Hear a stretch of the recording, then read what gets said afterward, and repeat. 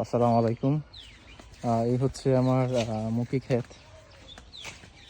মাশাআল্লাহ ভালোই ফলন হইতেছে। গাছগুলো অনেক বড় হয়ে গেছে, কিন্তু আমার সমান অনেক উঁচু কিন্তু। তো এগুলা কিন্তু আপনার যে মুখিটা আছে, মুখির সব সার, যে বলটা বললে আমরা বল, এগুলো কিন্তু সব পাতা খেয়ে নিতেছে। তো আমাদের মুখি কিন্তু বড় হবে না। তো মুখি বড় হইতে গেলে কি করতে হবে আমাদের? এইভাবে আমরা টোটালি সবগুলো কেটে দিব। এই যে এবার পাতা যাগুলো আছে সবগুলো কেটে দিব আমরা। মানে এই জিনিসটা কাটা হয়ে গেলে পাতা নাই, এখন কিন্তু যত সার আছে, সারের যে শক্তিটা আছে, সব শক্তিটা এখন মুখের মধ্যে যাইতেছে। এই মুখিটা কিন্তু অনেক ভালো পুষ্ট হবে, মোটা হবে, প্লাস ওজনে বাড়বে, অনেক বেড়ে যাবে ওজনে।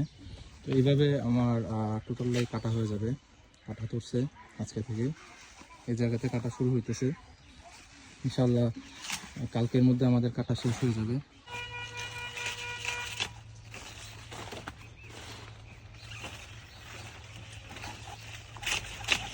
শক্তিটা কমাই দিছে গাছের, এখন সব শক্তিটা মুখির মধ্যে যাবে। ইনশাল্লাহ ফলন দ্বিগুণ হবে।